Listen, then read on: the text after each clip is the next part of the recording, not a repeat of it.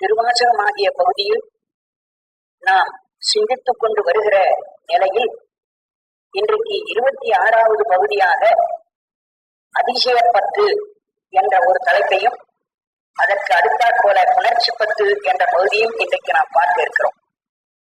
அதிசயப்பத்து என்று இதற்கு பெயர் வர காரணம், இதன்கண் அமைந்திருக்கிற 10 பாடல்களிலும் அதிசயம் கண்டாமே என்று அவர் சொல்லிக் கொண்டே வர, ஒவ்வொரு பாட்டிலும் அதிசயம் கண்டார், அதிசயத்தை நான் கண்டேன் என்று சொல்லுகிறார். ஆகவே அந்த அதிசயம் என்ற சொல்லை அடிப்படையாக கொண்டு இதற்கு அதிசயப்பத்து என்று வைத்தார்.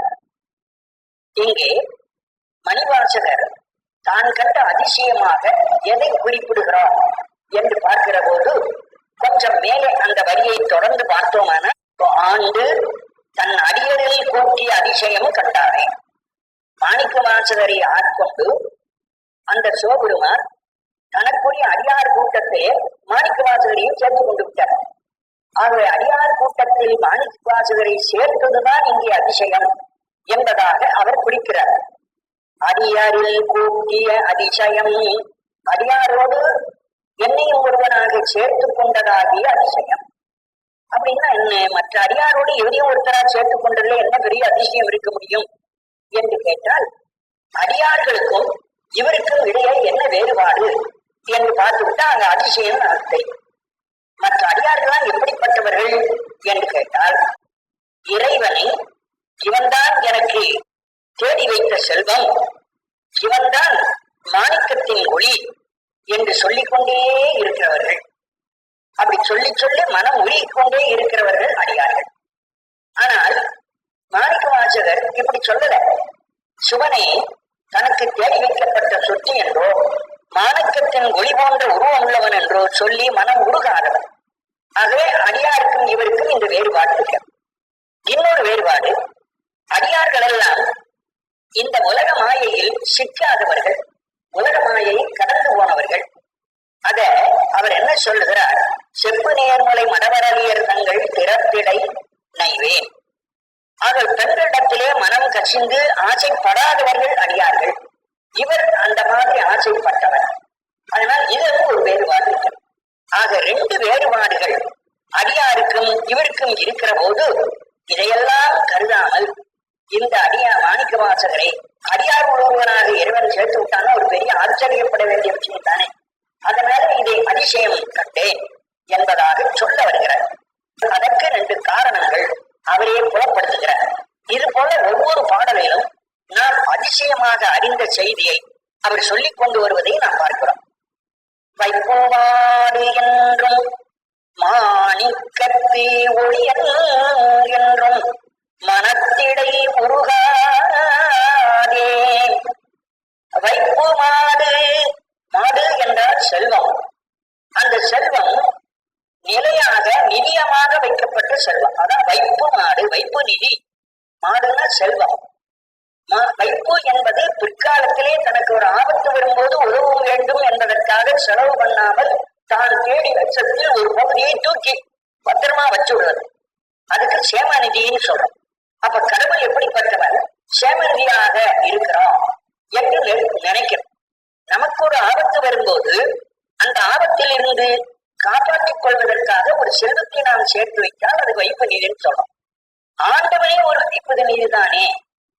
எப்படி என்று கேட்டால், உலகியல்ல நமக்கு கஷ்டம் வந்தா இந்த செல்வத்தை வச்சு உலகியல் கஷ்டத்தை நீக்கிக் கொள்ள முடியும். ஆனால் இவன் போன ஜென்மத்தில் செய்த பாவங்களினாலே ஒரு பெரிய ஆபத்து வருகிறது, அல்லது பேராபத்து இவனுக்கு தற்செயலாக நேருகிறது என்றால் அந்தந்த இடத்தெல்லாம் இறைவன் வந்து தானே காப்பாற்ற போறான். அப்ப தானே காப்பாற்றுகிறவனாகையினாலே அவனும் ஒரு நிதி, ஆபத்தில் காப்பதற்காக எடுத்து வைக்கப்பட்ட ஒரு செல்வம். ஆகவே இறைவனை எப்படி கருத வேண்டும்? வைப்புமாறு என்றும் எடுத்து வைத்த பெருஞ்செல்வம், சேமிப்பு நிதியாக வைக்கப்பட்ட செல்வம் என்றும் நினைக்க வேண்டும். மாணிக்கத்து ஒளி என்றும், ஒரு மாணிக்கம்னு சிவப்பு மணி, செம்மணிக்கு தான் மாணிக்கம்னு பேர். நவரத்தனங்களிலே சிவப்பாக இருக்கிற மணிக்கு மாணிக்கம் என்ற பெயர் உண்டு. அதுக்கு பத்மராகம் என்று சொல்வார்கள். பத்மனா தாமரை, செந்தாமரை பூவை போன்ற நிறமுடையதனாலே அது பத்மராகம் அல்லது மாணிக்கம், செம்மணி, எத்தனையோ பெயர் இருக்கு. அந்த மாணிக்கத்தில் இருந்து வெளிவிடுகின்ற ஒளி எப்படி சிவப்பான பிரகாசமா இருக்கோ அதுபோல் இறைவன் ஒளிமயமாக இருக்கிறான். மாணிக்கம் அல்ல, மாணிக்கத்திலிருந்து வெளிவருகிற ஒளி, அந்த ஒளியாக இருக்கிறான் அவன் என்றும் நினைக்க வேண்டும். இப்படி நினைக்கிறவர்கள் சீரடியார். அப்படி நினைத்ததோடு மட்டுமல்லாமல் மனத்திடை உருகாதே. அடியார்கள் மனத்தில் இப்படி எண்ணி எண்ணி உருகிறார்கள். ஆனால் நான் மனத்தில் இப்படி எண்ணி உருகவில்லை, மனம் கசியவில்லை. ஆகவே இந்த தகுதி எனக்கு ஒன்று குறைகிறது. இரண்டாவது ஒரு குறைந்த தகுதி என்ன என்று கேட்டார். செப்பு நேர் முளை மடவரியர் தங்கள் திறத்திடை நைவேன். செப்பு என்பது கிண்ணம்.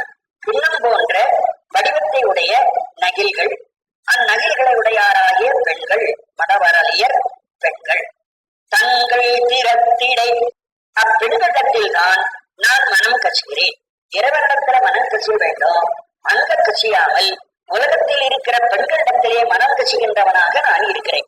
இந்த பெண்களிடத்தில் மனம் கசிந்தாக இருந்தால் அது மறுபடியும் உலக பிறப்புக்கு ஏதுவாக அமையும். ஆகவே நான் உலக பிறப்புக்கு ஏதுவாக இருக்கின்றவனாக இருக்கிறேன். இறைவனிடத்திலே சென்று அவனிடத்திலே நினைத்து உருகாதவனாய் இருக்கிறேன். இந்த ரெண்டு தகுதியில் நான் கீழ்பட்டவனாய் இருந்தும் என்னை அவனுடைய அடியார்கள் ஒருவனாக இந்த ரெண்டு தகுதியும் உடையவர் கூட்டத்தில் என்னை சேர்த்தது ஒரு பெரிய அதிசயம். அதனால ஒரு அதிசயம் கிடையாது என்று இதை சொல்லிக் கொண்டு வருகிறார். ஒப்பிலாதன உவமனில் இறந்தன ஒன்மலர் திருப்பாதம். திருப்பாதம் இறைவனுடைய திருவடி. அந்த திருவடிக்கு ஓமை உண்டா? ஓமை கிடையாது. ஓமை சொல்ல முடியாத ஒரு பொருள். அதனால்தான் ஒப்பிலாதன திருப்பாதம். அந்த திருவடிக்கு இதுதான் ஓமை என்று ஒன்றை ஓமை காட்ட முடியாது. ஓமை காட்ட முடியாததாக இருக்கிற திருவடி. உவமனில் இறந்தன. உவமன் என்றாலும் ஓமைதான். அப்போ ஒப்பில்லாதன என்று சொன்ன கருத்தையே ஓமன் இல்லாதன என்ற வழியிலும் சொல்கிறார். அப்ப ரெண்டும் ஒரே வரிதானே. இப்படி சொன்னதனுடைய வேறுபாடு என்ன என்று நான் கொஞ்சம் ஆராய்ச்சி பண்ணி பார்த்தேன். ஒப்பில்லாதன என்று சொல்லுவதை போலத்தான் ஓமனில் இறந்தன, ஓமையில் இருந்து கடந்து விட்டன. அப்போ ஒப்பில்லாதது என்ற பொருள்தானே வரும். ஒரே விஷயத்தை ரெண்டு தடவை ஏன் சொல்லி இருக்கிறார் என்று கேட்டால், ஒரு பொருளை எடுத்துக்கொண்டால் அந்த பொருளுக்கு இன்னொரு பொருளை ஓமை காட்டலாம், அல்லது இதே பொருளை வேறொரு பொருளுக்கு கொண்டு போய் ஓமையாக காட்டலாம். இதற்கு மற்றொன்று ஓமையா வரும், அல்லது மற்றொன்றுக்கு இது ஓமையாக போகும். அப்ப ஓமை என்பது தனக்கு மற்றொன்று ஓமையா வருவதும் தான் மற்றொன்றுக்கு ஓமையாக போவதும் என்று ரெண்டு வழி இருக்கு. ரெண்டு வழியில இது சேராதுங்கிறார். இந்த ரெண்டு வழியாகவும் இந்த திருவடிகள் வராது. திருவடிக்கு இன்னொரு பொருளை இதுதான் ஓமை என்று கொண்டு வந்தும் காட்ட முடியாது. இந்த திருவடியை எடுத்துக்கொண்டு போய் இன்னொன்றுக்கு இது ஓமை என்றும் காட்ட முடியாது. அதுக்காகத்தான் ரெண்டு விஷயம் வைக்கிறார். ஒப்பு இல்லாதன, தனக்கு ஓமையாக சொல்லக்கூடிய பொருள்களை இல்லாதது, தனக்கு ஒரு பொருளை ஓமையாக காட்ட முடியாததாக இருப்பது இந்த திருவடி. அது அடுத்தது ஓமனில் இறந்தன, இன்னொன்றுக்கு தான் ஓமையாக போவதிலிருந்து தாண்டி விட்டன. ஆக ரெண்டு வகையாலும் இதற்கு ஓமை இல்லை என்பதற்காக ஒரே கருத்தை ரெண்டு முறை சொல்லி இருக்கிறார் என்று விரித்து அதன் பொருளை தெரிந்து கொள்ள வேண்டும். ஒன்மலர் திருப்பாதம் இப்படி சொல்லிவிட்டு அடுத்த வரியிலே என்ன பண்றார், அந்த திருப்பாதத்துக்கு முன்னாடி என்ன வார்த்தை சொல்லியிருக்கிறார்? ஒன்மலர், சிறந்த தாமரை போன்ற திருவடி. ஓமையே கிடையாதுன்னு சொன்னவர் அவரே என்ன பண்ணிட்டார், சிறந்த தாமரை போன்ற திருவடின்னு சொன்னாரு. இது என்ன முன்னுக்கு ஒரு முரணா இருக்கு. திருவடிக்கு ஓமை கிடையாதுங்கிறார், இந்த திருவடி வேறொன்றுக்கு ஓமையா போகாதுங்கிறார். அப்புறம் இவரே ஒரு திருவடி தாமரை போன்ற திருவடிங்கிறாரு. இப்படி சொன்னால் என்ன ஒன்றுக்கு ஒன்று விரோதமாக இருக்கிறது என்று கேட்டால் அதுக்கு ஒரு அமைதி நாம் சொல்லணும்.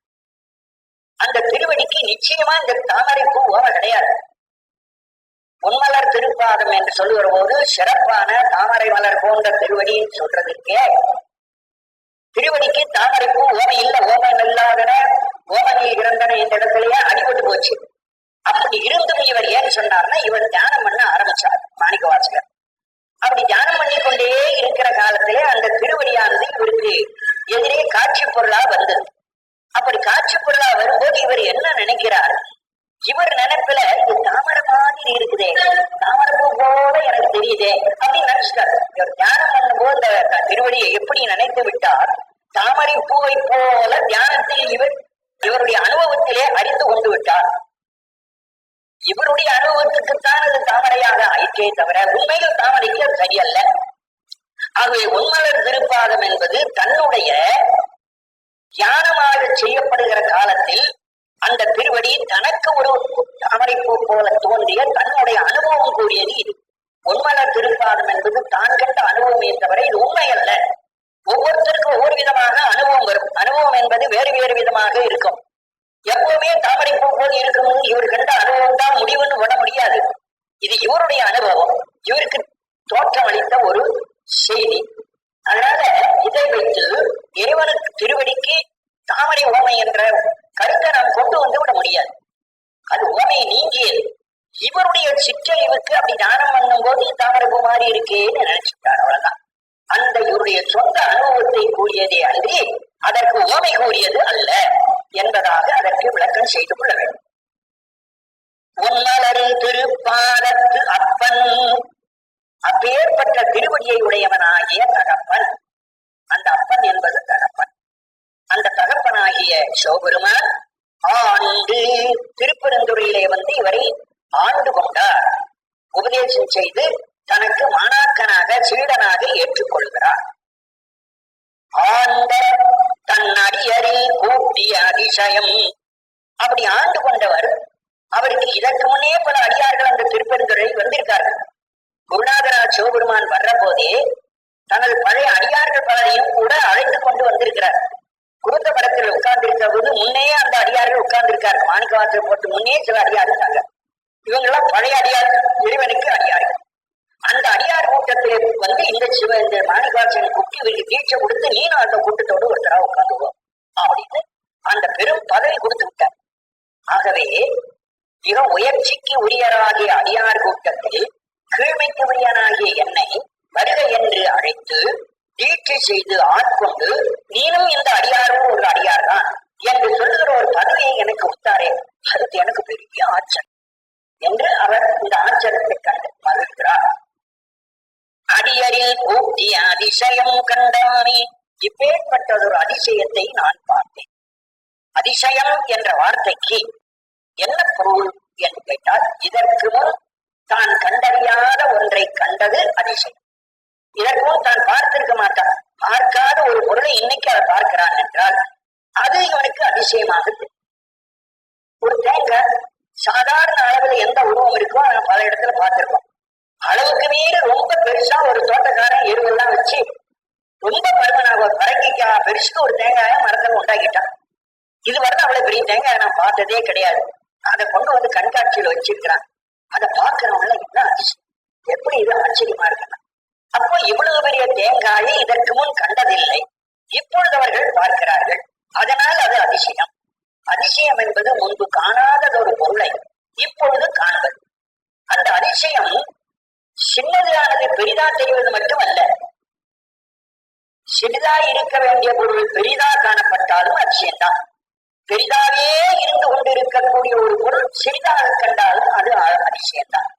ஒரு அரிசியை எடுத்து அந்த அரிசிக்கு உள்ளேயே அகர முதல எழுத்தெல்லாம் ஆதிபவன் முதற்றே உலகின் முழு குரலையும் ஒருத்தன் எழுதி கொடுத்திருக்கான். அவ்வளவு சின்ன கூர்மையான ஒரு கருவியை வச்சு அந்த அரிசியை ஆடாம பிடிச்சு கொண்டு இந்த திருக்குறள் இருக்கிற அத்தனை எழுத்தையும் அந்த ஒரு அரிசிக்குள் எழுதி இருக்கிறான்னா அந்த எழுத்து எவ்வளவு சின்னதா இருக்கும். அப்ப இதுவரை காண முடியாத அதை வந்து பெரிய லென்ஸ் வச்சுதான் படிக்கணும். அந்த அரிசியில எழுதப்பட்டது வெறுங்கண்ணால் பார்த்தா தெரியாது. அவன் எழுதும்போது லென்ஸ் வச்சுட்டு தான் எழுதியிருக்கிறான். ஆகவே இதை பார்த்தா லென்ஸ் வச்சு பாரு. அப்போ இதற்கு முன் பார்த்த பெரிய எழுத்தை விட இப்பொழுது பார்க்கிற சிறிய எழுத்து புதுசு, இதுவரை காணாத ஒரு காட்சி. அதை நான் அதிசயம் என்று சொல்ல. இதுதான் இப்படி பெரியதில் பெரியதோ சிறியதில் சிறியதோ இதற்கு முன் காணாததை கண்டால் அதுதான் அதிசயம் என்பதாக சொல்கிறோம். என்னப்ப தகுதி இல்லாதவனை தகுதி உள்ளவர் கூட்டத்தில் சேர்த்ததும் ஒரு அதிசயம். அதுக்கு காரணம் பார்க்கிறோம். அதான் இதுல இறைவன் ஆண்டு கொண்டார் என்று சொல்லும் போது இறைவனுக்கு ஒரு என்ற ஒரு சொல் கொடுத்திருக்கிறார். அப்பன் என்ற ஒரு சொல் கொடுத்திருக்கிறார். ஏன் இங்கே இறைவனை அப்பன் என்று சொல்ல வேண்டும் என்று நாம் பார்க்கிறோம். ஒரு தகப்பன் தன்னுடைய பிள்ளையை வளர்த்து கொண்டு வருகிற போது தன்னுடைய பிள்ளை தகாத நெறியிலே போய் கொண்டிருப்பானால் அந்த பிள்ளையை அடிச்சு திருத்தி நல்ல வழியில கொண்டு வந்து நிற்பான். அதே போல இறைவனும் கெட்ட வழியில் போகின்றவர்களை திருத்துவதற்காக குருநாதரா வந்து கெட்ட வழியில் போகிறவரை இழுத்து அவரிடத்தில் இந்த குற்றங்களை எல்லாம் நீக்கி மறுபடியும் நல்லவனாக்கி என்று நல்லவனாகவே இருக்கிறதற்காக ஆசிரியர் அடியார் கூட்டத்தில் போட்டுட்டார். இது ஒரு சிறை. குற்றம் செஞ்சவனை சிறையில் அடைச்சிக்கிறதுக்கு என்னன்னா அவன் வெளியில போகாம தடுத்து நிறுத்தது. அதுபோல இதுவரை கெட்ட ஒழுக்கத்தில் ஒழிக்கொண்டிருந்த ஒருவனை அடியார் கூட்டத்தில் சேர்த்து வச்சுட்டால் அவன் தப்பே செய்ய முடியாம போவான். அதுக்காக அடியார் கூட்டத்தில் சேர்க்கிறார்.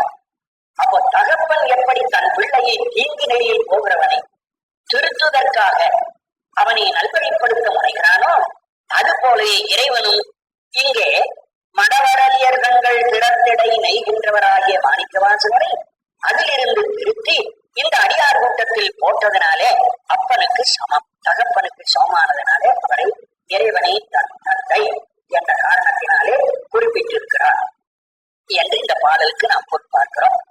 அடுத்த பாடலுக்கு வரும். நீதியாவன யாவையும் நினைக்கிறேன் நினைப்பவருடும் கூடேன் ஏகமே பிறந்திறந்து உழல்வேன் தனை என் அடியான் என்று பாதிமாதோடும் கூடிய பரம்பரன் நிரந்தரமாய் நின்ற ஆதி ஆண்டு தன் அடியரில் கூட்டிய அதிசயம் கண்டானே. நீதியாவன யாவையும் நினைக்கிறேன்.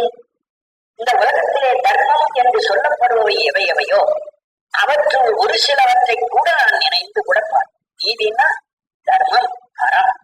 அறங்கள் என்று நூல்களிலே எது எது சொல்லப்பட்டிருக்கிறதோ அந்த அறத்திலே ஒன்றை கூட நான் நினைத்து பார்த்தவன் அல்ல என்று சொல்ற. இங்கே எது அறம் என்று நாம் ஒரு முடிவு பெறணும். எத்தனையோ அறம் இருக்கு உலகத்தில. ஒரு உலகாயுதமாக லௌகீகமாக நடந்து கொள்ள வேண்டிய அறங்கள் இருக்கு. திருக்குறள்ல அந்த அறம் நிறைய சொல்லியிருக்காங்க. இனி வைதீகமாக தெய்வ சார்பாக இறைவனை அடைவதற்கு சில அறங்கள். இங்கே சொல்லப்பட்ட நீதி என்பது உலக அறங்களாகிய வைதிக லௌகீக ஒழுக்கம் அல்ல. இது இறைவனை சார்வதற்குரிய வைதீக ஒழுக்கமாகிய அறங்கள். அந்த வைதீகமாகிய ஒழுக்கங்களை 4 வழியா பிரிச்சுட்டார்கள்.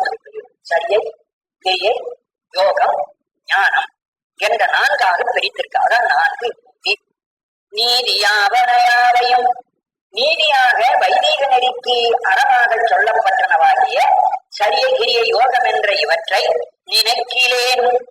நான் நினைச்சு கூட பார்த்தவன் அல்ல. நினைப்பவர் ஒடும் கூடேன். அந்த 4ஐயும் நினைத்து அதன்படி நடந்து கொண்டிருக்கிறார்களே அடியார்கள், அந்த அடியாரோடும் இதை நான் சேர்ந்து பழகினவன் அல்ல. சரியை, கிரியை, யோகம், ஞானம் என்ற அந்த வைதீக நெறி இருக்கிறதே, இறைவனை சாடுகிற நெறி, அந்த இறைவனை சாடுகிற நெறியை பின்பற்றினவர்கள் நினைப்பவர். அவரோடும் நான் கூடினேன் அல்லேன். அப்படி கூடினேன் அல்லானாகிய இப்படி குறைபாடுடையவனாகிய என்னை ஏதமே பிறந்து இறந்து உடல்வேன் தனை. பிறந்திறந்து உழல்வேன். நான் பிறக்கிறேன், மறுபடியும் இந்த உலகத்துல வாழ்கிறேன், செத்து போறேன், மறுபடியும் பிறக்கிறேன். பிறப்பதும் இறப்பதும் பிறப்பதும் இறப்பதுமாக இந்த உலகத்திலேயே கிடந்து சுழந்து கொண்டு இருக்கிற உழல்கள் தான் தொடர்ந்து கொண்டு கிடக்கிறவனே. அதற்கு முன் ஏதமே என்று ஒரு சொல் வருகிறது. ஏதம் என்பதற்கு துன்பம் என்பது பொருள். அல்லது ஏது என்பதை தனியாக எடுத்து சாரியாக்கிட்டோம்னா காரணம். துன்பம் என்பது ஒரு பொருள். ஏதோ முழுச்சொல்லா வச்சா துன்பம். அதை 2ஆ பிரிக்கிறது. ஏது காரணம். முன் செய்த வினை காரணமாக பிறந்து, ஏதமே பிறந்து, ஏதின் காரணமாக பிறந்து. என்ன ஏது? போன ஜென்மத்துல ஏதோ புண்ணியமோ பாவமோ செஞ்சுட்டான். புண்ணியம் செஞ்சா புண்ணியத்தை அனுபவிக்கிறதுக்கும் பிறக்கணும், பாவம் செஞ்சா பாவத்தை அனுபவிக்கிறதுக்காகவும் பிறக்கணும். எதா இருந்தாலும் அனுபவிச்சு ஒழிச்சாத்தான் இறைவனிடத்துல போக முடியாமதான் இருவினை ஒப்பு என்பது ஏற்படும். ஆகவே ஏதமே பிறந்து, முன்பிறவியின் வினை காரணமாக பிறந்து, இறந்து மறுபடியும் இறந்து, உடல் வேந்தனை, இந்த உலகச் சூழலில் சுற்றித் திரிகின்ற என்னை என் அடியான் என்று அப்படி இருக்கிற ஒரு தீய நெறியில இருக்கிற என்ன பார்த்து இப்ப யாரு தெரியுமா உங்களுக்கு தன் அடியாரெல்லாம் கூப்பிட்டாரா? தனக்கு பக்கத்தில் இருக்கிற அடியார், நீங்க எப்படி என்ன அடியாரோ அதுபோல இவனும் என் அடியார் என்று சொன்னார். எல்லாருக்கும் எதுக்க இப்படி தகுதியே இல்லாதிருக்கிற மாணிக்க வாசகரை இறைவன் என்ன சொல்லி அறிமுகப்படுத்தினான் என்றால், என் அடியான் இவன், என்னுடைய அடியான் என்று எனக்கு ஒரு பெரிய தகுதியை கொடுத்துட்டானா அது பெரிய ஆச்சரியம் தானே. தகுதியே இல்லாத என்ன போய் மற்றவர்களுக்கு இவன் இருக்கு, இவன் என்னுடைய அடியான் என்று சிபாரிசு பண்ணிவிட்டால் அது எவ்வளவு பெரிய பெருமை. அதனால அது ஒரு அதிசயம் என்று சொல்றார். உடல்வேன் தனே என் அடியான் என்று பாதி மாதோடும் கூடிய பரம்பரன், பாதி பெண்ணோடு கூடியிருக்கிற பரம்பரனாகிய சிவபெருமான். சிவபெருமான் பாதியான் பாதி பெண். அந்த பாதி பெண்ணா இருக்கிறதுனால்தான் அவருக்கு ஒரு இறக்க குணம் வந்தது. இந்த பிள்ளை இப்படி தப்புடையவனா இருந்தாலும் இவன் ஏன் பிள்ளைதான் சொல்லுவான். நான் என்ன பண்ணுவான்னு கேட்டீங்கன்னா, எவ்வளவு தப்பு பண்ணாலும் தன் பிள்ளை தப்பு செய்தான் என்பதற்காக அவன் அடிச்சு தொடர்ந்து அடிக்கலாம், வையெல்லாம் திட்டலாம், மறுபடியும் அணைச்சு அவன் சோறு போட்டு இவன் என் பிள்ளை நான் விட முடியாதுதான் வைத்துக் கொள்வான். அதுபோல இந்த இறைவன் பாதி பெண்ணாய் இருப்பதனாலே இந்த இறக்க குணமுடையவனா என்னையும் இவன் ஒரு அடியானை ஏற்றுக்கொண்டான் என்று அதற்கு ஒரு காரணம் காட்டுகிறார். பாதி மாதோடும் கூடிய பரம்பரம் நிரந்தரமாய் ஒரே நிலையாக நின்ற ஆதி, எந்த விதமான மனவேறுபாடும் அடையாத சஞ்சலமில்லாத நடுநிலையா நிற்கின்றவனாகிய அந்த ஆதியான பரம்பொருள் ஆண்டு என்னையும் தடுத்தாட்கொண்டார். என் தன் அடியரில் போக்கிய அதிசயம், இவன் என் அடியார் என்று சொல்லி அடியார் கூட்டத்திலே கொண்டு வந்து என்னை சேர்த்து உட்கார வைத்தானே, என்ன பெரிய ஆச்சரியம் என்று சொன்னார்.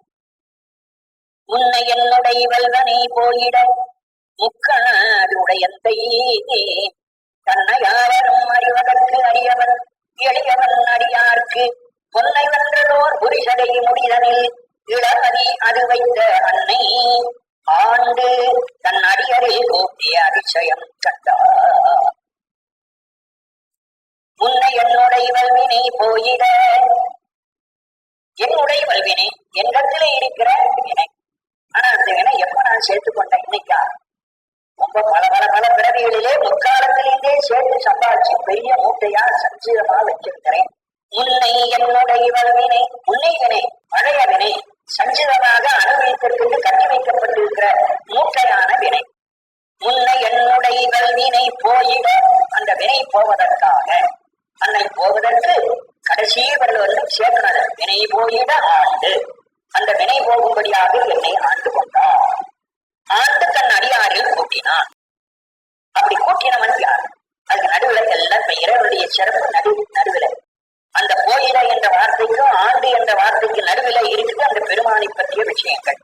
முக்கண்ணது உடையந்தை, மூன்று கண்ணையுடைய எமது தகப்பன், தன்னை யாவரும் அறிவதற்கரியவன், தன்னை எவராலும் அறிந்து கொள்ள முடியாதவனாக இருக்கிறவன்.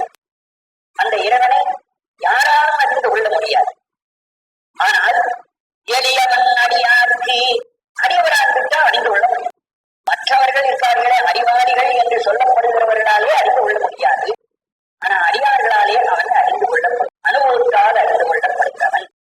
எளியவன் அடியாருக்கு பொன்னை வென்றதோர் புரிசடை, பொன்னை ஒத்திருக்கக்கூடிய முறுக்கிய தலைச்சடை, தலைமையெல்லாம் பொன் கம்பி மாத அப்படி சிவந்து போயிருக்கிறான், செஞ்சடையாக இருக்கிறான்.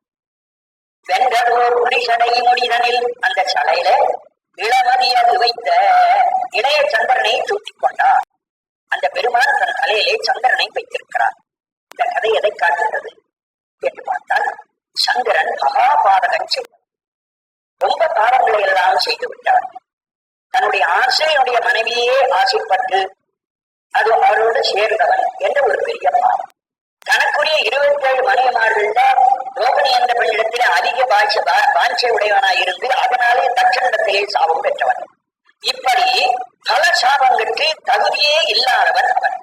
அப்படி தகுதியே இல்லாதவனாகிய அவன் மற்ற இடத்துல வைத்தான் சாபத்தை, தட்சனுடைய சாபத்தை நீக்கிக் கொள்வதற்காக எல்லாரிடமும் யாசிக்கிற போது எல்லாரும் கைவிட்டார்கள். சிவபெருமான் காலில் போய் தொடரான். அவர் தான் என்ன பண்ணார், அவனை தூக்கி தலையை வைத்தார். அவ்வளவு பெரிய பாதகம் உள்ளவனையும் சரணாகதி என்று வந்து விட்டதனாலே அவனுடைய பாவத்தை நான் நீக்குகிறேன் என்று சொல்லி தலையிலே தூக்கி வைத்தார். எதுக்கு அந்த கதை சொல்றாருன்னா, மாணிக்கவாசகர் அதுபோல தகுதி இல்லாதவனாக இருந்த என்னையும் இப்போ தலையில தூக்கி வச்சது மாதிரி அடியார் கூட்டத்துல என்னை ஒரு பெரியவனாக உயர்த்தி இருக்கிறோம். அதுதான் இந்த கதை கொண்டு வர. இளமதியது வைத்த அன்னை தாய்மை குணம் உள்ளவன். தாய்மைக்குத்தான் இந்த குணம் வரும். இறக்க குணம் தாயிடத்தில் தான். அதனால முன்னே தந்தை என்று சொன்னவர் இந்த பாட்டிலே இறைவனை அன்னை தாய் என்று கூறி அன்னை ஆண்டு தன் அடியரில் கூட்டிய அதிசயம்.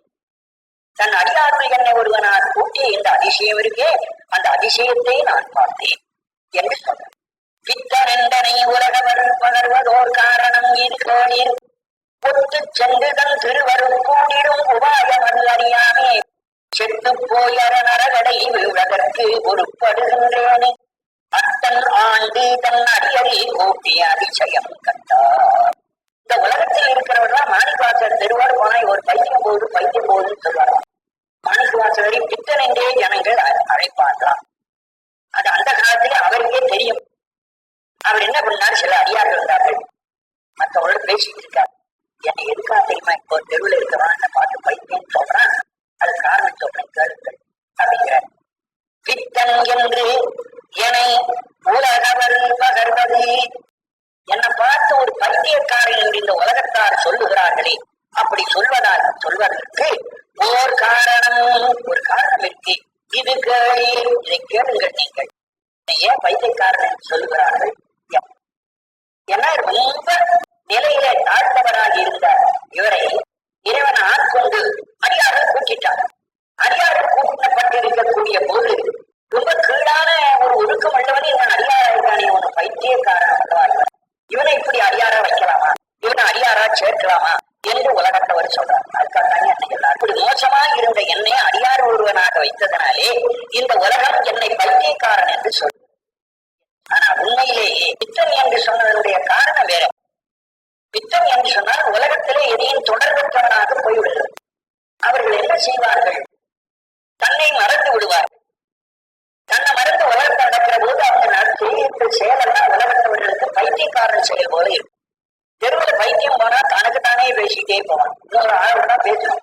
ஒரு மனிதன் பேசணும்னா பேசுறத கேட்கறதுக்கு 4 பேர் இருக்கணும். ஒருத்தருமே இல்லாத பேசினானா பைத்தியம். அப்படி தனக்குத்தானே பேசினால் பைத்தியம். இப்ப மாணிக்கவாசகர் தனக்கு எதிர யாருமே இல்லாமல் இறைவனை நினைத்துக் கொண்டு அவர் பேசுவதை பெருவிட போறார். ஆனா அவர் இறைவனோடு பேசுகிறார் என்பது மக்களுக்கு தெரியாது. தானா பேசிட்டு போதுவார் பைத்தியம் அப்படின்னு உலகத்தவர் சொல்றார். அப்புறம் அவருக்கு பசி தெரியாது. என்றோ ஒரு சமயம் பசி வரும்போது தன்னுடைய பூர்வ பழக்கத்தாலே ஒரு வீட்டுல போய் நீட்டி சோறு வரும். அப்ப கொஞ்ச நேரம் நின்றுட்டு இருப்பாரு ஒரு பொருவர், நான் சோறு கொண்டு வரது நேரமாச்சா போயிடுவாரு அடுத்த. அல்லது அடுத்த வீட்டுக்காரர் சீக்கிரம் கொண்டு போட்டா கொஞ்சம் நிறைய சோறு போட்டாலும் வச்சுக்கோம். அதுல ஒரு 3 கவர் தான் சாப்பிட மீதி தூக்கி விடுவாங்க. சோறு வேணும்னு கேட்கிறேன், நான் சோறு கொண்டு போடுறேன், ஒழுங்கா எல்லாத்தையும் திங்கிறது இல்லை, ஏதோ 2 வாயில போட்டு தூக்கி எடுத்து போனவன் வைத்தியம்னா அப்படி இருக்கும். அதனால அது வைத்தியம் இல்லை. அதாவது சித்தர்கள் அல்லது ஞானிகள் எல்லாம் ஒரு கவலை கணக்கு இவ்வளவுதான் சாப்பிட வேண்டும் என்று கணக்கு இருக்கு. அந்த கவலை சாப்பிட்ட போது மீதி அவர்களுக்கு தேவையில்லை, கீழே போட்டு போடுவாங்க. இது உலக நடைக்கு மாறுபட்டு உலக நடைக்கு மாறுபடுவதனாலே அவர்கள் எல்லாரும் பித்தன் என்று சொல்றார். இதுதான் காரணம். ஆனா இந்த இடத்துல வேற காரணம் சொல்றார். பித்தன் என்று உலக வரியனை கூறுவதற்கு காரணம் என்னவென்றால், நான் கீழ்மை கூட உடையவனாய் இருந்தேன், என்னை இந்த அடியார்கள் கூட்டியதாலே என்னை பார்த்து இவன் ஒரு அடியானா, இவன் ஒரு பித்தன் அல்லவா என்று என்னை வாழம் கூறுகிறார். இது சொல்லுகிறேன் கருங்கள். ஒத்து சென்று இறைவனை ஒப்பு உண்டாகி சென்று அந்த வழியிலே போகும். ஒருவன் மேன்மை அடைவதற்கு எதிர் வழி என்று சொல்ல வருகிறார். ரொம்ப உயர்ந்த ஞானிகளுடைய நிலை இங்கே பேசப்படுகிறது. ஒத்து என்பது இறைவனை ஒப்பு உண்டாகி, அவனுக்கு இறைவனை ஒப்பு உண்டாக நல்லது கெட்டது என்ற வேறுபாடே இல்லாமல் எல்லாம் ஒன்றாக சித்திரிக்கும் திதிப்பும் தெரியாது, கசப்பும் தெரியாது. அவனுக்கு இது நல்லதும் தெரியாது, கெட்டதும் தெரியாது. அப்படி அவன் உலகத்திலே தன்னுடைய நிலையை மாற்றிக்கொண்டு சம மனநிலை உடையவனாக வருவான். அதுதான் ஒத்து வருதல். இறைவனை ஒத்து சென்று தன் திருவருள் கூடிடும். அப்பொழுது திருவருள் கூடும். சக்தி நிபாதம் வரும். சக்தி நிபாதம், சக்தினி பதிவு ஏறும். சக்தியினுடைய பதிவு அவனுக்கு உண்டாகும். இறைவனை ஒப்புக்கப்புறம் திருவருள் கூடுதல். திருவருள் கூடுதல் என்பது சக்தி நிபாதம். உபாயம் அது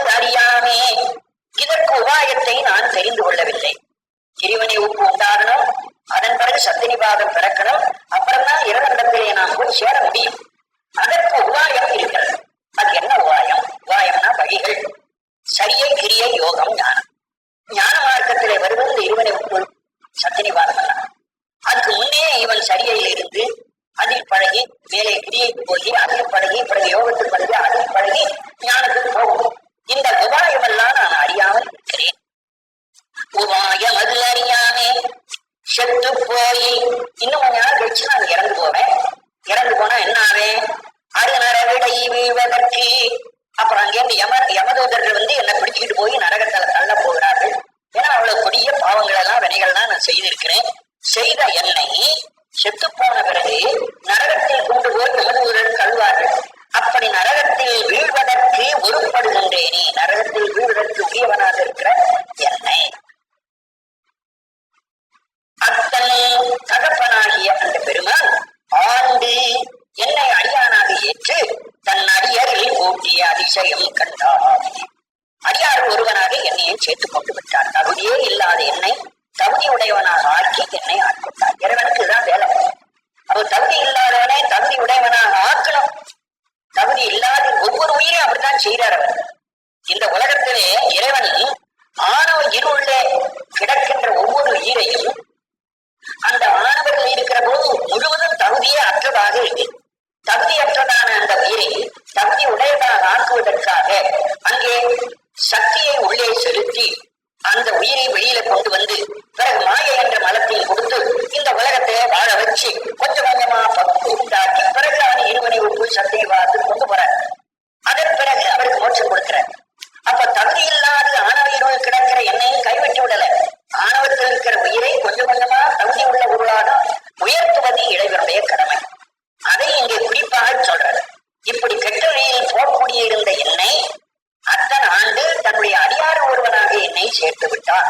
வேறுபட்ட அதிசயத்தை நான் பார்த்தேன். பருவாரவர் பாடி சென்றணைகிறேன், பன்மலர் பறித்து ஏற்றேன், குறவுவார் குழலார் திடத்தேன் என்று குடிகெடுகின்றேனை. ரெண்டு நிலை சொல்ற. உயர்ந்த அடியார்கள் என்ன பண்ணுவார்? பரவுவார் இறைவனை தோற்றம் பண்ணி கொண்டே இருப்பார்கள். நான் என்ன பண்றேன்? இந்த பருவாருடைய இருக்கிற பக்கம் போக மாட்டேன். யார் இறைவனை தோற்றம் பண்றார்களோ, அங்கு பாடல் பாடுறார்களோ, வச்சனம் பண்றார்களோ அந்த இடத்துக்கு நான் போறதே கிடையாது. பருவார் அவர் பாடி சென்று அணைகிறேன்.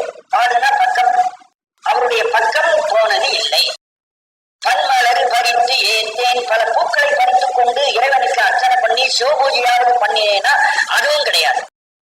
அடியார்கள் பண்ணுகிறார்கள், பரவுகிறார்கள், பூஜை பண்ணுகிறார்கள்.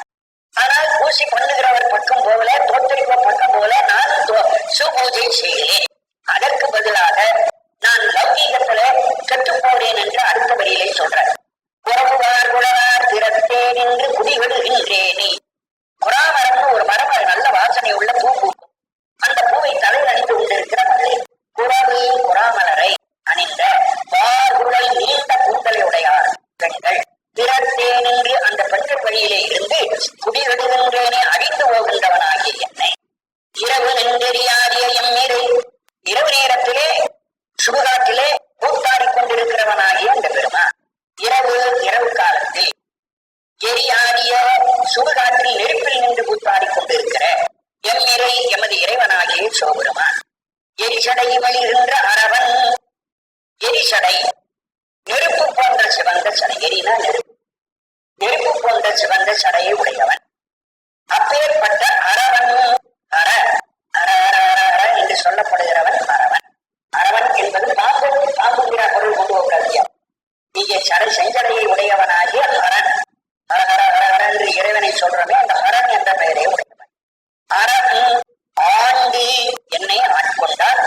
அடியரில் கூட்டிய அதிசயம், அடியார் ஒருவனாக என்னை சேர்த்துவிட்ட இந்த அதிசயத்தை நான் பார்க்கிறேன். இப்பொழுது தன்னிடத்தில் இருக்கிற குறைபாடுகளையும் அடியாரிடத்தில் நிறைபாடையும் சொல்லி அப்படி குறைபாடு உடையவனாகி இருந்த என்னையும் ஏற்றுக்கொண்டான். அந்த இறைவனை சொல்லுகிற போது இரவு நின்றடியாடிய எம்மிரை, அதுக்கு நான் ஆழமான பொருள்பாடு. பொதுவா சுடுகாட்டுல ஆடுறான் அப்படின்னா தேவாரத்தில் வரும். சுடுகாடு என்பது நம் உலகத்திலே மக்களை எரிக்கிற சுடுகாடு அல்ல. இந்த சுடுகாடு எப்படியோ அதுபோல வேற ஒரு பெரிய சுடுகாடு ஒன்று இருக்கிறது. இந்த சுடுகாட்டுல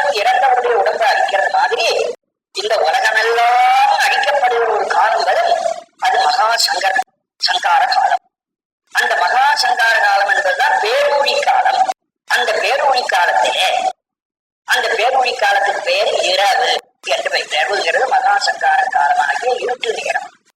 நின்று எரியாடிய அப்பொழுது அடிந்து நெருப்பிலே தோய்ந்து ஒன்றாடிக் கொண்டே இருக்கிற அந்த நெருப்பிலே நின்று இறைவன் கூத்தாடுறான். கூத்தாடுறான்னா அழிக்கிற கூத்து. அந்த அகோர தாண்டவம் அப்படி செய்யறான். எல்லா பொருளையும் நெருப்பால் சுட்டி ஒரு மாயை என்ற ஒரு பொருளுக்குள் கொண்டு வந்து ஒடுக்கிற நேரம் சர்வசங்கார காலமே எல்லா பொருளையும் சுட்டறிந்து ஒரே பொருளாக ஒடுக்கிக் கொண்டு வந்து விடுகிற நேரம். எந்த பொருள் சுட்டால் கடைசியில் சாம்பல் என்ற ஒரு பொருளா வந்து விடுவார்களோ அதுபோல இந்த உலகத்தில் வேறு வேறு பேருடையவனாயிருந்த அத்தனை பேரையும் சங்காரகாரனாகி இருக்கிற அந்த இறைவன் என்ன செய்கிறான்? சுட்டி எரித்து மாயை என்ற ஒரே தூளாக ஆக்கி கொண்டு வந்து விடுகிறான். அப்படி அந்த காலத்திலே நெருப்பிலே நின்று கூத்தாடிய எமது இறையாகிய சிவபெருமான் எரிசடை மெழுகின்ற அரவன் சிவந்த சடையுடைய ஹரன் என்ற பெயரையுடையவன் என்னை ஆட்கின்றான். எண்ணிலேன் திருநாமஞ்செழுத்தும் என் ஏழமையானாலே என்னுடைய அறியாமையால் ஏழமை அறியாமை. ஏழை என்பது பணத்திலும் ஏழை அறிவிலும் ஏழைன்னு ரெண்டு ஏழை இருக்காங்க. ஏழை பணம் இல்லாதவனுக்கு நம்ம ஏழைன்னு நினைச்சிட்டு இருக்கிறோம். அதுபோல அறிவில்லாதவனும் அங்கே இல்லாமை பற்றி அவனையும் ஏழை என்று சொல்லுவார்கள். இது இலக்கியங்கள்ல வருகிற வார்த்தை. அதனால என் ஏழமை அதனாலே என்னுடைய அறிவில்லாதனத்தாலே திருநாம அஞ்செழுத்தும் எண்ணிலே இறைவனுடைய திருநாமமாகிய அஞ்செழுத்தை நான் எண்ணவில்லை. அதாவது தினந்தோறும் 108 தர நான் சொல்ல விட்டு விட்டேன் என்று சொல்றேன். திருநாமம் அஞ்செழுத்து இறைவனுக்குரிய நாமம் 1000 பேர் இருக்கு. அந்த 1000 திருநாமங்கள்ல மிக முக்கியமான திருநாமம் எதுவென்றால் அஞ்செழுத்து தான். நந்தி நாமம் நமச்சிவாயவே. ஞானசம்பந்தர் சொல்றார், நந்தி என்ற பெருமானுடைய 1000 திருநாமங்களில் நாமம் என்று சிறப்பித்து சொல்லப்படுவது நமச்சிவாய என்ற பஞ்சாட்சரம் தான். அதுபோல திருநாமம் மஞ்சவித்தும் செப்பாராகில் அப்பருடைய தேவாரத்துல திருநாமமாக இருக்கின்ற திருவைந்தெழுத்தை சொல்ல வேண்டும். அப்ப திருநாமம் என்றால் திருவைந்தெழுத்து என்ற கருத்தை அப்பர் சுவாமிகளும் ஞானசம்பந்தரும் தெளிவாக சொல்லுகிறார். அதேதான் இவரும் சொல்றார். திருநாமம் மஞ்சவித்தும் திருநாமமாகி அஞ்செழுத்து. இந்த வாக்கியம் அப்படியே அப்பர் தேவாரத்தில் ஓடுகிறது. திருநாமம் அஞ்செழுத்தும் செப்பாராகில் அது அப்படியே திருநாமம் அஞ்செழுத்து என்று வரும். அதெல்லாம் அப்பர் சுவாமிக்கு காலத்துல பின்னே இருந்து அவர் பாடலை படித்த தோய்வினாலே அந்த சொற்றொடர்கள் இந்த வாக்கியத்துல வந்து வருகின்றன என்று நாம் சொல்ல வேண்டும். அதை எண்ணிலே 1, 2, 3, 4 என்று உருப்போடல் என்ன, அதான் எண்ணுதல். எண்ணுதல் என்பது உருப்போடுதல். எப்படி உருப்போடுதல்? ஒருவன் காலையில 108 தர சொல்லணும், சாயந்தரம் 108 தர சொல்லணும். 108 108 சேர்ந்தா எத்தனை வரும்? 216 வரும். ஒரு நாளைக்கு ஏன் 216 தர சொல்ல வேண்டும் என்று பெரியவர்கள் வச்சிருக்கிறார்கள் என்று கேட்டால் அதுக்கு ஒரு விவரம் இருக்கு. நான் ஒரு மூச்சை இழுத்து திரும்ப ஒரு மூச்சை விடும், இதுக்கு பெயர் ஒரு சுவாசம். இது போல ஒரு நாளைக்கு ஒரு ஆத்மா எத்தனை தர சுவாசம் விடுகிறதுன்னா 21,600 முறை சுவாசம் விடுது. 21,600 சொச்சம். ஆக 21,600 இது ஒரு நாளைக்கு சுவாசம். ஒரு சுவாசத்துக்கு ஒரு தர திருமந்திரத்தை சொல்லும். ஒரு மூச்சு ஒரு தர இழுத்து விட்டா சிவாய நமன் சொல்லியாரு. நம்ம எங்க சொல்றது? சொல்லிட்டு இருந்தா நம்ம உலகத்துல சம்பாதிக்கிறதா, தூங்குறதா, சாப்பிடுறதா, மற்ற வேலையெல்லாம் எப்படி முடியாது.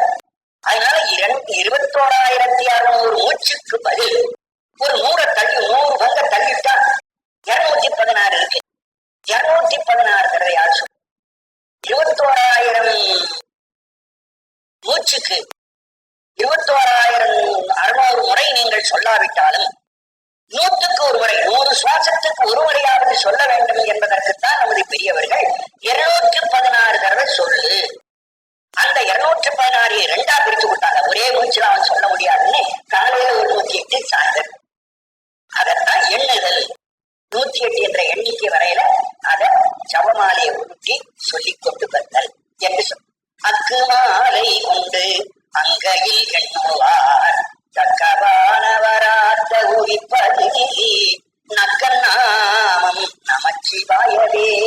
அக்குமாலை உண்டு உத்ராட்ச மாலையை கையில் வைத்து அங்கையில் தம்முடைய கையினாலே எண்ணுவார் 108 108 என்று எண்ணுகின்றவர்களை தக்கவானவரோடு தகுவிப்பது. அவரை தேவர்களோடு ஒரு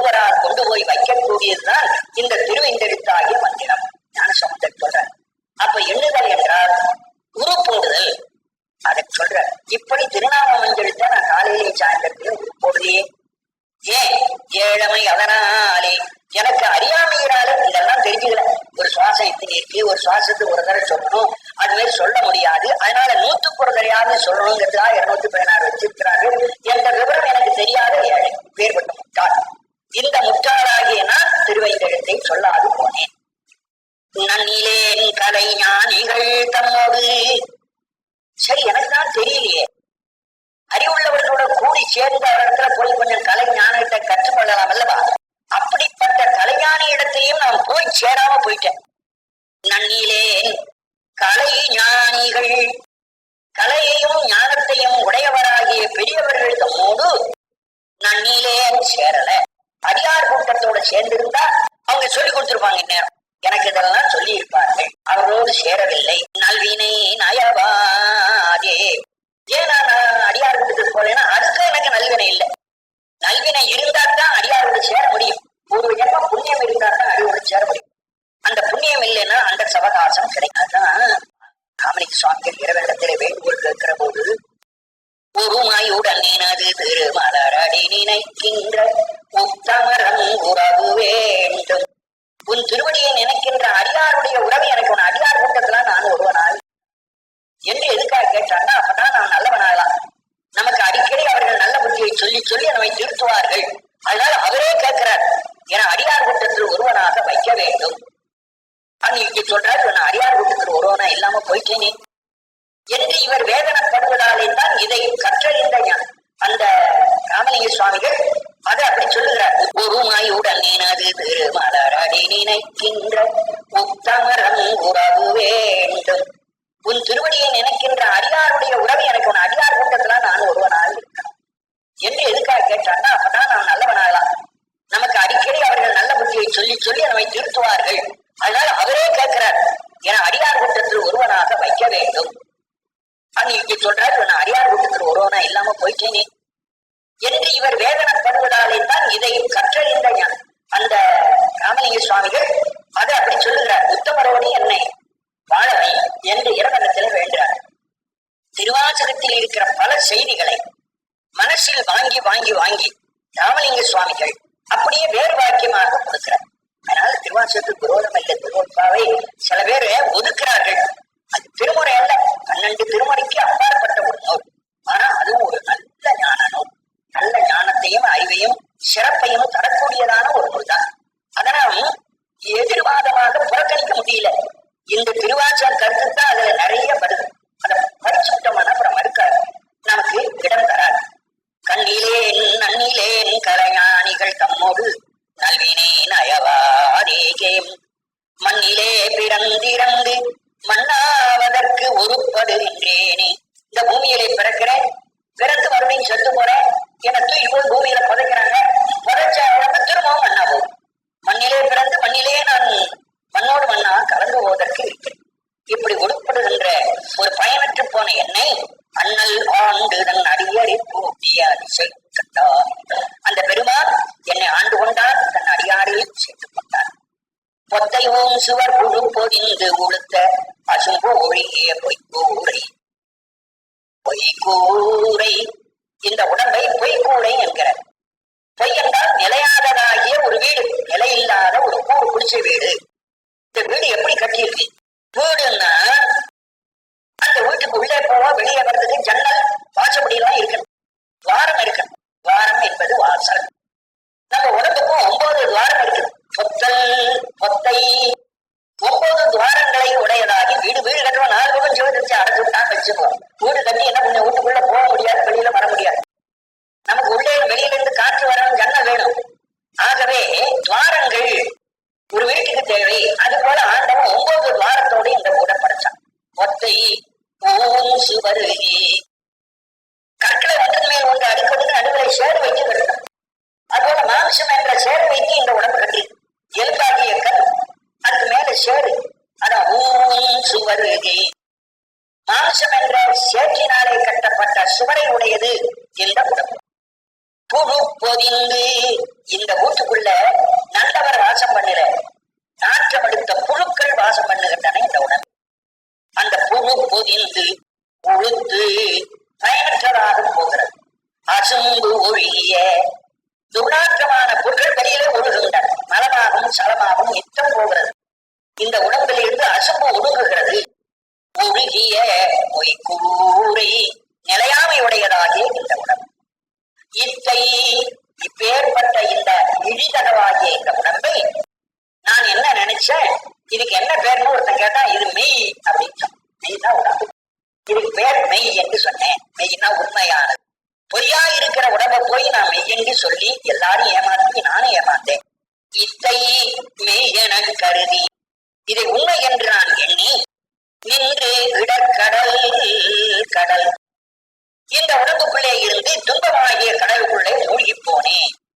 இடக்கடல் சுழித்தலை அந்த கடல் கனவே ஒரு சுழி வேற வந்தது. அது என்ன சுழி?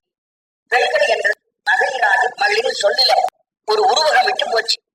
இடரை கடல் என்று உருவம் பண்ணார். துன்பமாகிய கடல் கடலை துன்பத்தை கடல் என்று சொன்னது போல சுழிக்கு ஒரு உருவகம் சொல்லியிருக்கணும். பெண்களாகிய சொல்லணும். அது பெண்கள் அந்த இடத்துல இது ஏகதேச உருவம். உன்னை உருவச்சு உன்னை உருவம் பண்ணாம விட்டுதான் ஏகதேச உருவகம்.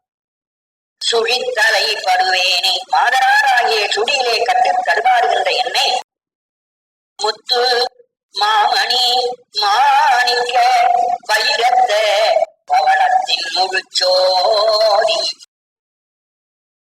இறைவன் எப்படி இருக்கிறான்?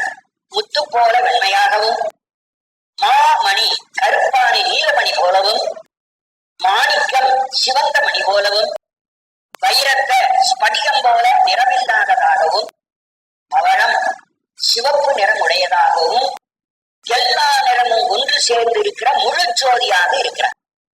இறைவன் முத்துன்னு மட்டும் தனியா சொல்ல முடியல. உடம்பு பூரா வெண்மையா பெருநீர் பூசி இருக்கிறதுனால முத்தாகிய ஒளி இருக்கு. கருத்துல பார்த்தா கனகரேன்னு ஒரு நிறம் இருக்கு. அது நீலமணி. மாமணி மான்னா கருப்புன்னு அர்த்தம். மாமணி நீல நிறமான மணி, அதனுடைய ஒளியும் இருக்கு. அடுத்தாற் போல மாணிக்கம் அவர் உடம்பே சிறப்பா இருக்கு. செம்மேனி அம்மா சிவப்பு நிறமும் இருக்கு.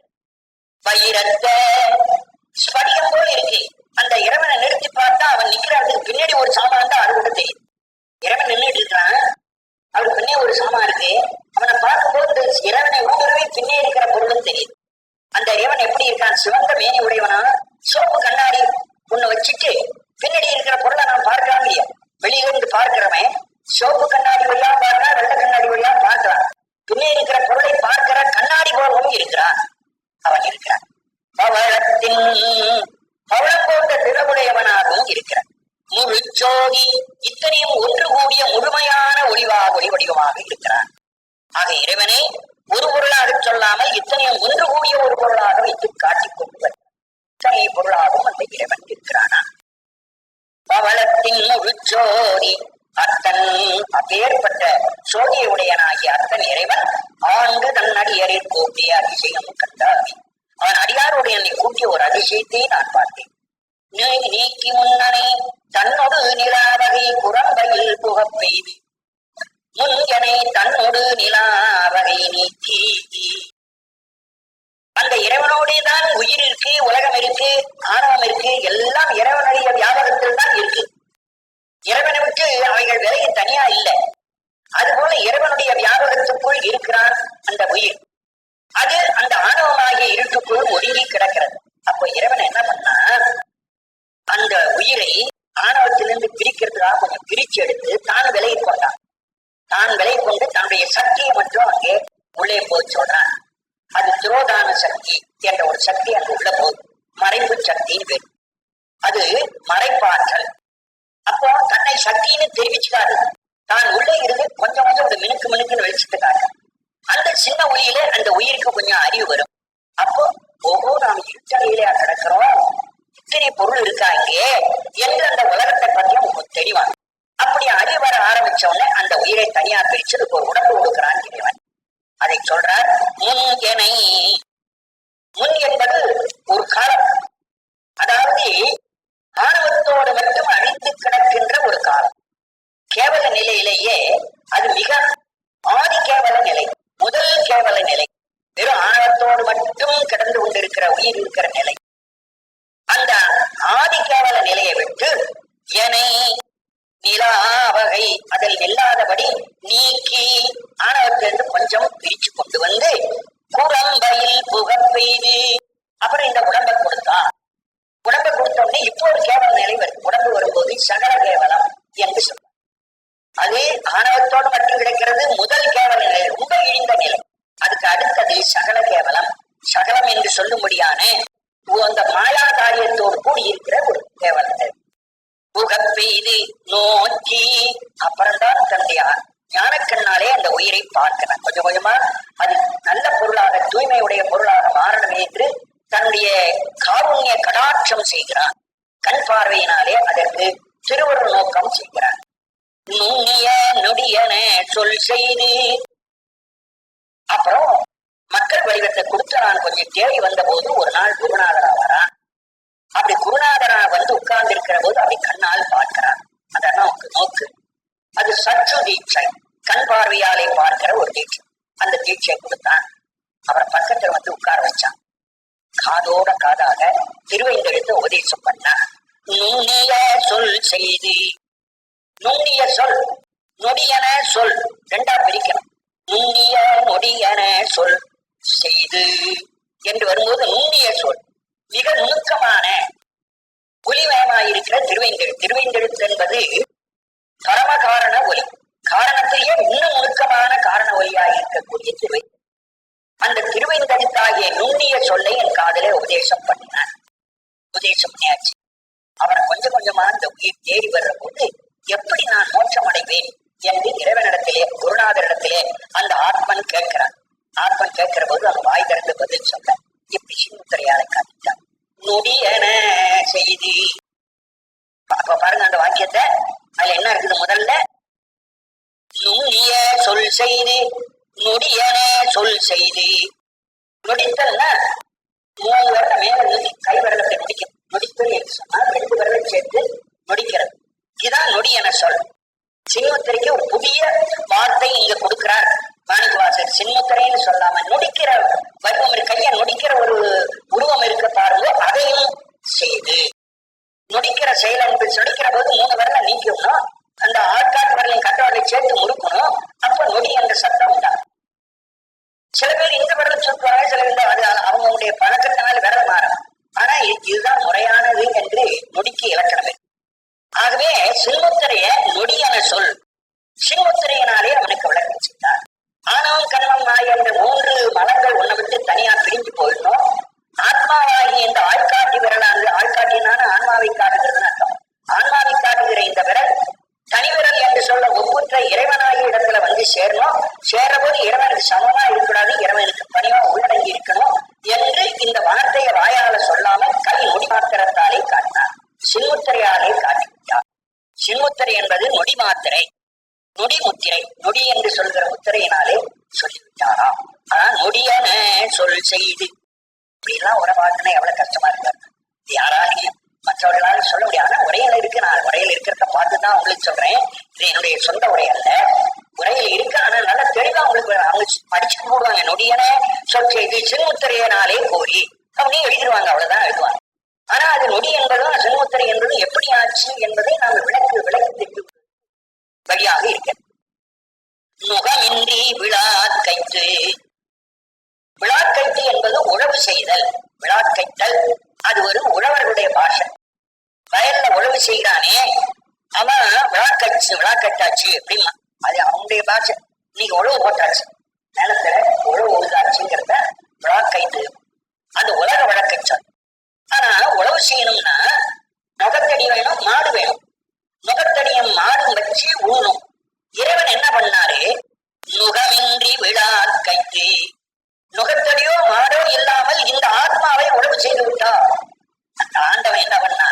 நுகத்தடியும் இல்ல, மாடும் இல்ல, எதுவும் இல்லாமல் பக்குவம் செய்தார். நிலத்தை உழுது பக்குவம் செய்து போல இந்த ஆத்மாவுடைய உள்ளத்தை என்ன சொன்னார்? நுண்ணிய சொல் செய்து, நொடியன செய்து. அப்ப நொடியன செய்து அங்கே நுகத்தடி என்று அவனை பக்குவப்படுத்தி விட்டார், ஊழ்ந்து விட்டார். அவனுக்கு மாடு வேண்டியதில்லை, நோட்டடி வேண்டியதில்லை. இப்படி உழவான். இறைவனுக்கு இதனால் செய்ய முடியும். இறைவனுக்கு எந்த காரியம் செய்வான்? எதையே போடாம ஒரு செடியை முளைக்க வைப்பான். வித்தின்றி நாறு செய்வானும். இது அப்பர் சுவாமியுடைய தேவாரம். வித்தின்றி விதை இல்லாமல் நாட்டை முளைக்க வைப்பான். நான் விதை போட்டாதான் முளைக்கும், விதை போட்டா கூட சில முளைக்க மாட்டேங்குது. நம்முடைய அதிர்ஷ்டம் அப்படி இருக்குன்னா விதை போட்டா முளைக்கும்.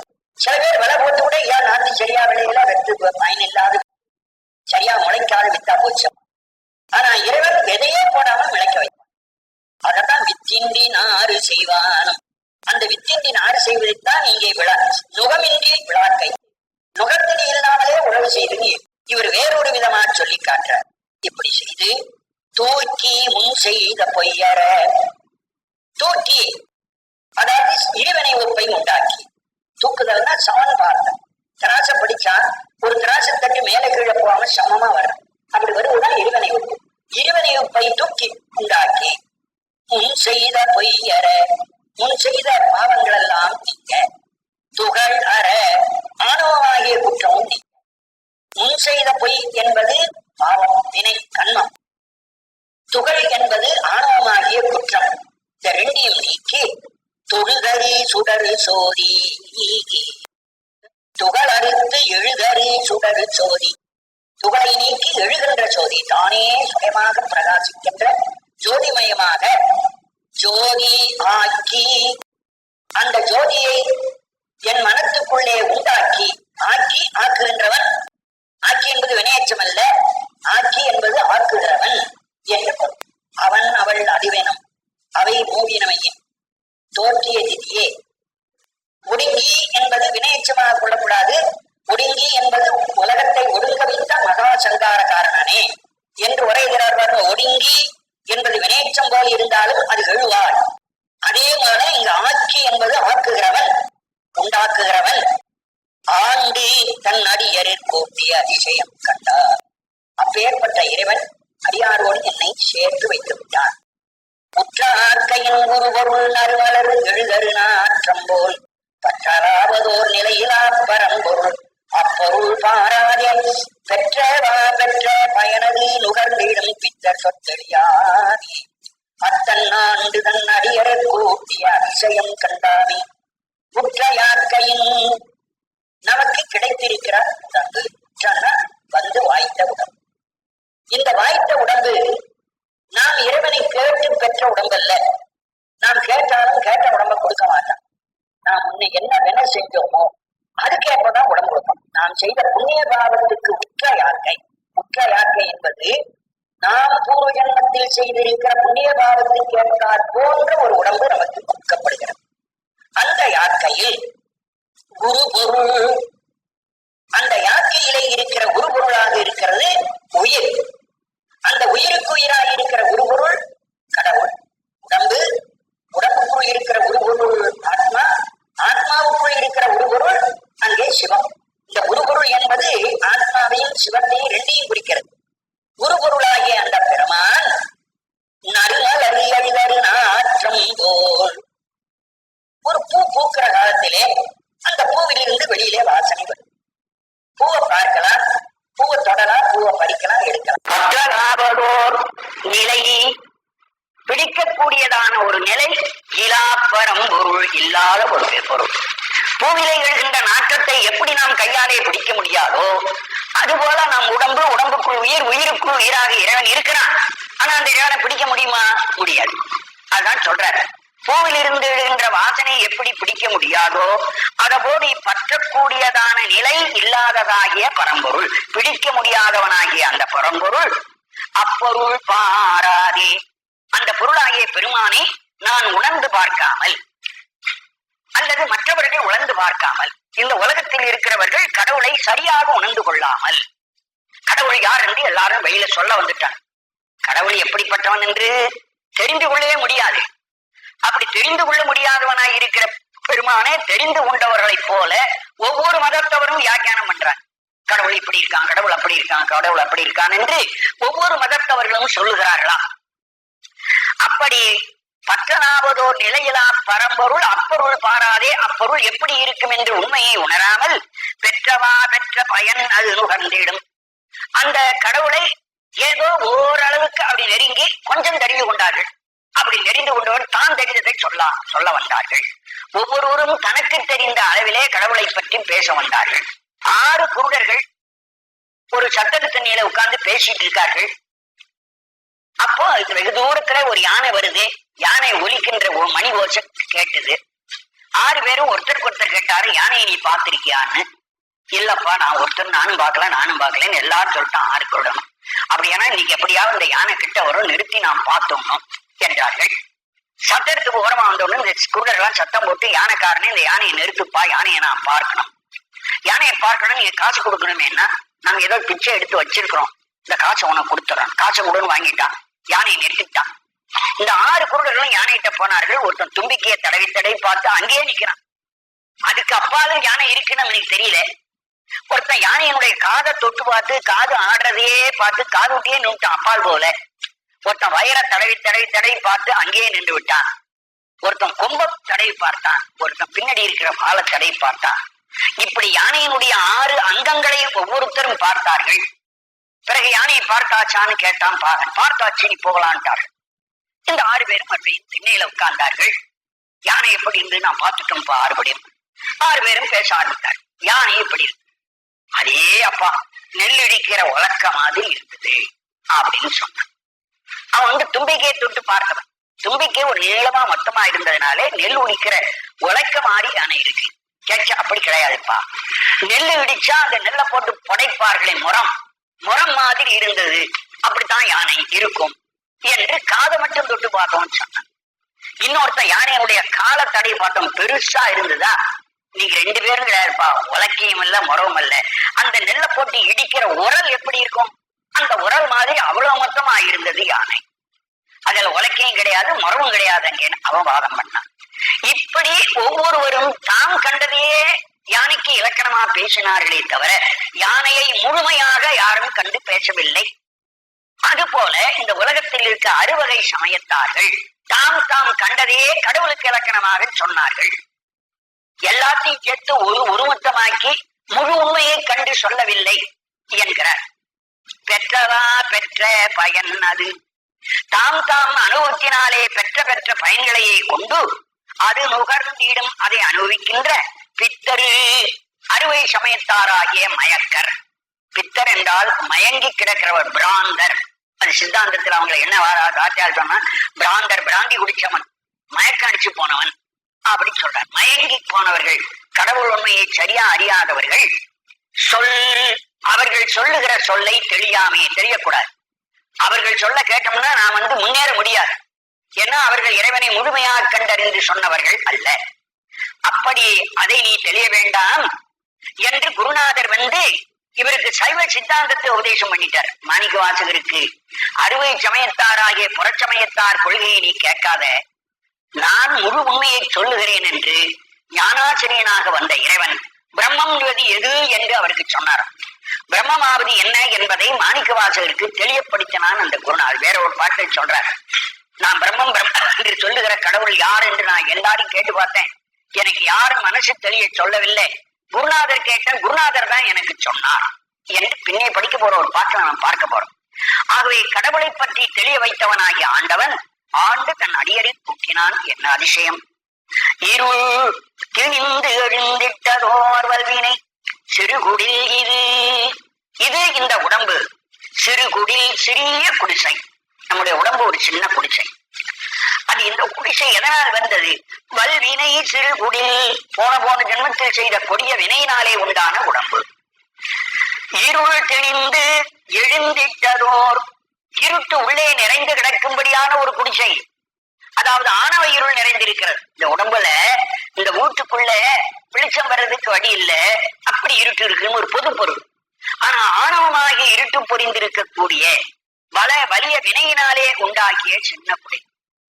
வல்வினை சிறு குடில், வினை என்றால் கட்டுகின்றவன், வீடு கற்ற கொத்தனானுடைய கைத்திறமையாகிய வினையினாலே உண்டாக்கப்பட்ட குடிசை மாதிரி என்னுடைய வினை கட்டி கொடுத்தது இந்த உடம்பை. ஆக வினை என்பது கைத்திறன், அது கட்டுமானம் கட்டுகின்ற கொத்தனுடைய கைத்திறம்.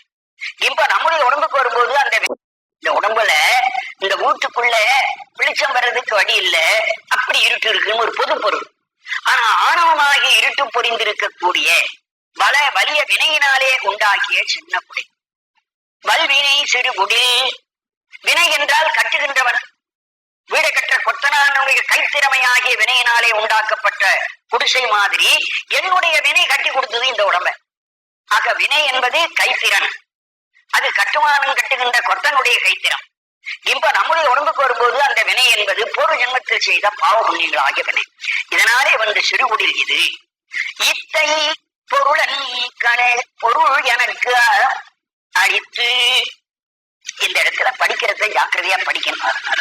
சிறுகூரில் இது, அதுக்கப்புறம் என்ன பண்ணிருக்கு, வித்தை என்று புத்தகத்துல அச்சு அப்படித்தான் போட்டான். வித்தைன்னா ஏதோ தான் படிச்ச கல்வி அறிவு, ஏதோ பெரிய ஞானம் என்ற பொருள்ல எல்லாரும் படிச்சு ஏமாந்துக்குவோம்.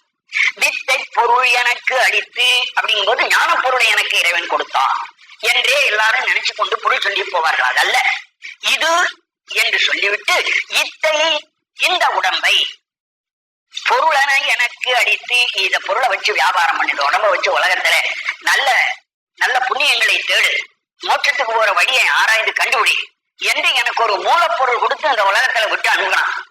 இத்தை பொருள் எனக்கு அளித்து அருநரகத்திடை விழப்பொழுகின்றேனே. கடைசியில இறைவன் என்ன பண்ணா, இந்த உடம்பாகிய பொருளை கொடுத்து நீ மோட்சத்துக்கு போற வழியை தேடுறான்னு கொடுத்தான். நான் எங்க போறது வழி பார்த்தேன், நரகத்துக்கு போறதுக்கு வழி தேடிவிட்டேன். நரகத்திடை விழ புகுகின்றேனே, நரகத்தில் போய் விழும்படியாக பாவங்களை செய்து கொண்டிருக்கிற என்னை. ஆக வித்தைன்னு பிரிக்க கூடாது, பகர உடம்படினா நீக்கணும். வித்தில உள்ள வி அதை ரெண்டு அழுத்தா பிரிச்சு இவ் என்பதை வகர உடம்பிடுமையா தள்ளிவிட்டு இத்தை இதை இதை என்பது இத்தை இதுன்னு முதல்ல முடிச்சார் இல்லையா. சிறுகுடில் இது இதை எனக்கு கொடுத்தான், இந்த உடம்பை எனக்கு கொடுத்தாங்க வாக்கியம் போகுது. அங்க ஏன் வகர உடம்பிடுமை கொடுத்திருக்காங்கன்னா, இது என்பதில் ஒரு உகரம் இருக்கு, அதுக்கு பின்னாடி இத்தை என்பதுல வந்தா ஊரத்துய இகரம் ஏறி, அதாவது குற்றியல் ஊரத்தின் முன் உயிர் ஏறி முடியும் என்று ஒரு விதி இருக்கு இல்லையா, அது மாதிரி ஏறி போடும். ஆனா இது என்பது குற்றியல் ஊரம் அல்ல, இது குற்றியல் இதுங்கிற வார்த்தை குற்றியல் ஊரம் அல்ல. அப்போ இது உயிரேறி இடம் கொடுக்க முடியாதனால அது ரெண்டு உயிருக்கு நடுவுல வகர உடம்புமை வந்துட்டு வகர உடம்பை கொடுத்து பாட்டு போட்டார். இது அவர் இலக்கணம் படிச்சதுனாலே அவர் அவ்வளவு அழகா கொண்டு போயிருக்கார். இலக்கணமே படிக்காதவனுக்கு இது இத்தையா வித்தையா எப்படி பிரிக்கிறதுன்னு தெரியாது. அதனால நாம் ஜாக்கிரதையா அச்சு போடுகிறவர்கள் கூட இப்படி வித்தைன்னு போடக்கூடாது. கூடுமானவர்கள் இப்ப யாரும் இந்த இலக்கணம்லாம் படிச்சு தெரிஞ்சு கொள்ளுக்கிறவங்க இருக்காங்க. அதனால வித்தைன்னு போட்டு இவ்வளவு குழப்பம் உண்டாக்கி தெரிவிக்கிறதுக்கு ஒரு ஆள் வந்து நிக்க வேண்டிய அவசியம் இல்லாம இத்தையினே பிரிச்சு போட்டுருந்தாங்கன்னா படிக்கிறவனுக்கு கவலையே இல்லாம போடும். வகரம் உடம்புடுமை, வித்தையிலை வகரத்தை உடம்புடுமையா நீக்கி விட்டா சரியா படும். இத்தை பொருளென்று எனக்கு அளித்து அறநரகத்திடை விழ புழுகின்றேனே, தெருளும் மும்மதில் கொடிவரை நொடிவரை இடிதர சினப்பதத்தொடு சென்றி. அப்படி விழப்போகின்றவனாகி இருந்த என்னை இறைவன் ஆட்கொண்டான். அவன் இறைவன் எப்படி கெட்ட கெட்டிக்காரன். தெருளும் மும்மதில் ரொம்ப ஆராய்ச்சி செய்து கட்டப்பட்டதாகிய 3 மதில், ஒன்னு பொன்னாலே, ஒன்னு வெள்ளியாலே, ஒன்னு செம்பினாலே 3 மதில்கள் கட்டி இருந்தார்கள். மும்மதில், அந்த 3 மதிலையும் ரொம்ப திறமையா கட்டி இருந்தா 3 ராட்சசன். சிவபெருமான் ஒரே நொடியில அழிச்சுட்டாரியா. நொடிவரை ஈடிதர, அவர் கையால் நொடி நொடிச்சா எவ்வளவு நேரம், அதுக்குள்ள அந்த முப்புறத்தை அழித்து விட்டார். ஞானசம்பந்தர் சொல்லுவார், உளுந்துருளும் அளவையினில் முப்புறத்தை இடித்தார். ஒரு கையில ஒரு உளுந்த வச்சு அப்படி உருட்டணும் வச்சுங்க, அந்த உளுந்து தன்னைத்தானே சுற்றி கொள்வதற்கு ஒரு முறை சுற்றி கொள்ள எவ்வளவு நேரம் எடுக்கும், அந்த நேரத்துக்குள்ள முப்புறத்தை எரித்து விட்டார். அது ஒரு குறைந்த கால அளவை காட்டுவதற்காக. உளுந்து உருளும் அளவை, ஒரு உளுந்து தன்னைத்தானே சுற்றி கொள்வதற்குரிய கால அளவு எவ்வளவு குறைச்சலோ அந்த கால அளவை விட இன்னும் சீக்கிரத்திலே முப்புறத்தை எரித்து விட்டான் இறைவன் என்று ஞானசம்பந்த தேவாரத்துல வருது. இவர் என்ன பண்ணார், நொடி என்ற ஒரு கால அளவை கையால் நொடிக்கிற நேரத்துக்குள் நொடிவரை இடிதர சினப்பதத்தொடு செந்தி, சினம் என்று ஒரு பக்குவ நிலை. அப்படி இருக்கிற போது சிவபெருமான் என்ன பண்ணார், கோப நிலை அடைந்தார். கோபம் பெற்றாதான் அதை அழிக்க முடியும், அது உக்கிர நிலை. அந்த உக்கிர நிலையை அடைந்து முப்புறத்தை எரித்தார். சினப்பதத்தை ஒருபடு செந்தி அருளும் மின்னெறி, அந்த செந்தியை வெளிப்படுத்திய ஒரு பொருள் அது. செந்தி அருளும் புன்சிரிப்பினாலே நெருப்பை முப்புறத்துக்கு அனுப்பி வைத்த மெய்நெறி ஞான நெறி ஆகிய இறைவன். இங்க மெய்நெறி என்பது இறைவனை குறிக்கிற வார்த்தை. ஞான நெறி என்று சரியகிரே யோக ஞான நெறி அல்லது. மெய்நெறி மெய்நெறி என்பது இறைவன். மெய்நெறி பொய் நெறி நீக்கிய அதிசயம். மெய்நெறியாகிய இறைவன் என்னிடத்தில் இருக்கிற பொய் நெறியாகிய பாசங்களை ஒழித்த ஒரு பெரிய அதிசயத்தை நான் பார்த்தேன். என்னிடத்தில் இந்த பாசங்களை எல்லாம் நீக்கி என்னை நல்லவனாக்கி அடியாரோடு சேர்த்தார். இதை சொல்ற போது படிக்கின்றவங்களுக்கு என்னவோ ரொம்ப மோசமாயிருந்த நிலையில் உள்ள மாணிக்க வாசகரை ஏதோ அதே நிலையில அப்படியே தூக்கி அடியாரோடு இறைவன் வச்சு விட்டாருன்னு நினைக்கிற மாதிரி பாடியிருக்காரு. கடைசியில தான் உண்மையா ஒத்துக்கிறாருங்க. என்ன செய்தது தெரியுமா? அந்த மெய்நெறி பொய் நெறி நீக்கியது. என்னிடத்தில் இருந்த இந்த ஆபாசமான கீழ்நிலைகள் அத்தனையும் நீக்கி அப்புறம் அடியாரோடு உட்கார வச்சு, அடியாரோடு உட்காருவதற்குரிய தகுதியை என்னிடத்தில் உண்டு பண்ணி அதன் பிறகுதான் அடியாரோடு சேர்த்திருக்காரே தவிர அந்த யோகிதை இல்லாத நிலையிலேயே அடியாரோடு சேர்க்கல. இறைவனுக்கு தெரியாத என்ன? அடியாரிடத்துல போய் உட்கார உட்கார வச்சிருவார். ஆனா பாட்டு பாடுற போது படிக்கிற நமக்கு எப்படி அவர் சொல்லிட்டு வர்றாருன்னா, முட்டாளாகிய என்ன அடியாரோடு உட்கார வச்சுட்டார். அதுக்கு என்ன அர்த்தம் பண்ணும்? முன்னே நான் முட்டாளாயிருந்த என்னை தூயவனாக ஆக்கி இப்போ அடியாரோடு சேர்த்திருக்கின்ற ஒரு பெரிய அதிசயம் என்று அர்த்தம் பண்ணா இந்த பதியை நமக்கு முழுவதும் விளங்கிவிடும். அதிசயப்பட்டு என்ற பதியை நான் நிறைவு செய்கிறேன். வணக்கம்.